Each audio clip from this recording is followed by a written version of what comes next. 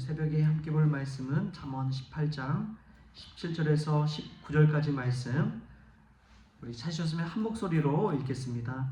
송사에서는 먼저 온 사람의 말이 바른 것 같으나 그의 상대자가 와서 밝히느니라.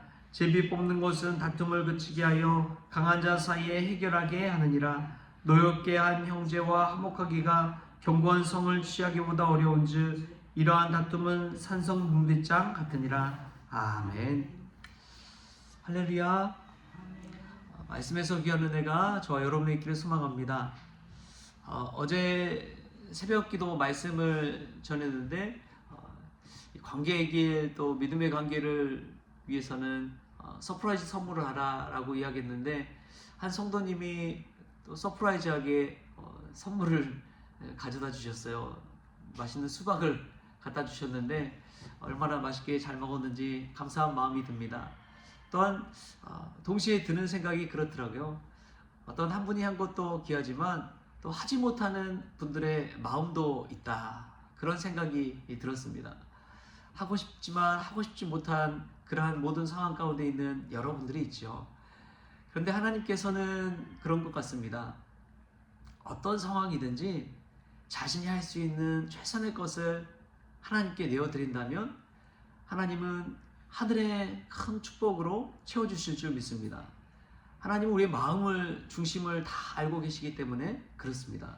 하든 하지 않든 중요한 것은 우리 마음 심령 가운데 중심에 예수님 모시고 사는 것이 가장 귀한 것인 줄 믿습니다.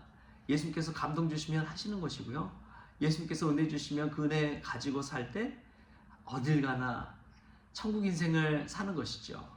초막이나 궁궐이나 어디든지 주님과 동행하는 것이 천국 인생인 줄 믿습니다. 오늘 말씀 보면은 귀한 말씀이 나오는데요, 17절에 이런 말씀이 나옵니다. 송사에서는 먼저 온 사람의 말이 바른 것 같으나 그의 상대자가 와서 밝히느니라. 여러분, 사람은 누구나 자기중심적이죠. 누구나 자기중심적입니다. 그래서 자기 변호, 자기 상황을 먼저 이야기하는 법이죠. 그래서 부부싸움을 하더라도 아내의 말을 한번 들어보고, 그러면은 아내 말이 맞는 것 같아요. 또 나중에 남편 말을 또 들어보면 남편 말도 또 일리가 있어요. 서로의 입장에서 보면은 이게 서로가 다 맞는 것처럼 그렇게 느껴질 때가 있습니다. 그런데 우리 크리스천은 참 중요한 것이 있습니다. 인간관계에서는 물론 상대방의 말을 경청해주고 들어주고 그렇지만 우리는 먼저 하나님의 말씀을 중심에 두고 살아야 되는 줄 믿습니다.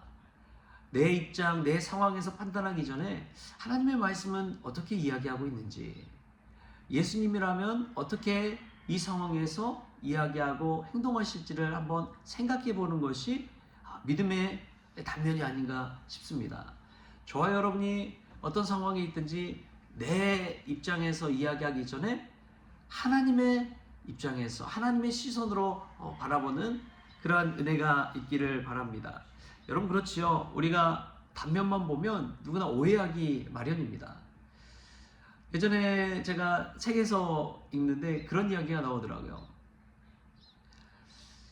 한 아빠가 아들과 지하철을 탔는데 이 아이가 아주 어린 나이입니다. 지하철 안에서 이리저리 뛰어다니고 막 그랬나 봐요. 소란을 피우고. 근데도 아버지는 제재할 생각도 없이 멍하니 앉아있더래요. 보다 못한 이제 옆에 있던 아주머니가 아니 왜 아들이 저렇게 하고 있는데 제재하지도 않고 말리지도 않냐고 막 혼내켰대요. 그랬더니 그 아버지가 하는 말이 아유 죄송합니다. 제가 아내 장례를 치르고 오느라 경황이 없어서 아이를 돌보지 못했습니다. 죄송합니다. 그러더래요. 그러니까 갑자기 이제 주변의 사람들이 어떻게 그 아이를 바라보겠습니까? 장난꾸러기, 천방지축, 개구쟁이 그렇게 바라보다가 어머니를 잃고 잃은 것도 모른 채 그냥 저렇게 뛰어노는 그 아이의 모습 속에서 긍휼의 마음이 드는 것이죠. 그 뛰어노는 그 모습 하나만 보면은 오해하기 쉽지만 그 모든 상황을 한번 바라볼 줄 안다면 그 아이가 너무나 불쌍하고 너무나 측은하게 여겨지는 것이죠. 여러분 그렇습니다. 우리가 어떤 사람을 바라보더라도요, 그 사람의 단면만 바라보는 경우가 많이 있다는 거예요. 정말 만나보면 밝은 사람이 있지만 밝은 사람 이면에 정말 누구에게도 말하지 못할 힘든 문제와 상황 가운데 놓여 있는 분들이 한두 분이 아니라는 것이지요. 만날 때는 웃으면서 이야기하지만 얼마나 큰 기도 제목을 또 가지고 있는지 모릅니다. 그렇기 때문에 우리가 그 사람의 보여지는 면이 다가 아니라는 거. 그래서 제가 설교할 때도 그랬잖아요. 제가 강단에서 설교하면서도 웃으면서 말씀하고 그러지만 웃는 게 아닐 때가 있다고. 여러분 그렇습니다. 누구나 사람은 마찬가지입니다. 보여지는 게 다가 아니에요. 신실하게 살아가는 것 같지만 그렇지 못할 때가 얼마나 많은지요. 사랑하는 성도 여러분, 우리가 우리 입장에서 생각하기보다 하나님의 말씀과 하나님의 시선으로 늘 바라보는 그러한 크리스천 될 수 있기를 축복합니다. 또 보면은 18절에 이런 말씀이 나옵니다. 제비 뽑는 것은 다툼을 그치게 하여 강한 자 사이에 해결하게 하느니라. 여러분, 이 가장 큰 성경의 일화가 있어요. 믿음의 조상 아브라함과 조카 롯에 관한 이야기입니다. 그 당시에 이제 좋은 땅을 차지해야 되는데 이 두 사람이 같이 머물기에는 어려운 거예요. 그래서 이제 나눠줘야 되는데 연장자에게 사실은 기득권이 있고 선택권이 있습니다. 근데 아브라함이 뭐라고 이야기하느냐? 내가 좌하면 나는 우하고 내가 우하면 나는 좌리라. 선택권을 누구에게 줘요? 조카 롯에게 주는 거예요. 여러분 어떻게 그럴 수가 있습니까? 내가 힘이 있고 내가 기득권이 있고 내가 먼저 뽑을 선택권이 있는데 아브라함이 그것을 포기하는 거예요. 양보하는 거예요. 내려놓는 거예요. 그리고 조카 롯에게 먼저 선택하라고 합니다. 조카 롯이 딱 보니까 소돔과 고모라 땅이 좋아 보이잖아요. 물된 동산 같고. 그래서 그 선택하고 갑니다. 뭐 결과야 어찌되었든 참 중요한 것은 아브라함은 자신의 권력과 선택권을 내려놓고 조카 롯에게 양보했다는 거예요. 여러분 어떻게 그럴 수 있었을까요? 그것은 하나님을 신뢰하는 마음이 아브라함에 있었기 때문에 그렇습니다. 나는 어디로 가든지 하나님께서 나를 지켜주실 거야. 내가 다른 남들보다 좀 못한 곳을 선택한다 하더라도 하나님께서는 그곳에서도 나를 인정해 주실 거야. 인도해 주실 거야. 그러한 신뢰와 믿음이 있기 때문에 그런 것이죠. 여러분 어떤 한 분이 취직을 못해서 어떻게 하면 취직할 수 있을까요? 그렇게 지혜로운 현자에게 물었다고 합니다. 그러자 그 현자가 그랬대요. 취직 못하는 것은 당신의 상황 가운데 당신이 나온 대학과 여러 가지 상황을 보면은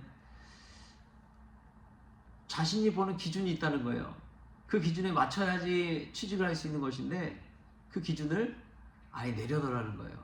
그래서 당신이 정말 취직하는 곳이 있다면, 하고 싶은 곳이 있다면 그것보다 좀 더 한 단계 낮은 곳에 가서 취직하라는 거예요. 그리고 자신을 좀 써달라고 이야기하라는 거예요. 월급 받지 않을 테니까 나를 한 3개월만 좀 써주십시오. 내가 일하는 것을 한번 보시고 정말 채용하고 싶으면 채용하십시오. 그런 마음가짐으로 나아가라는 거예요. 그러니까 이 취업의 기준을 완전히 낮추는 것이죠. 그리고 가서 정말 열심히 했더랍니다.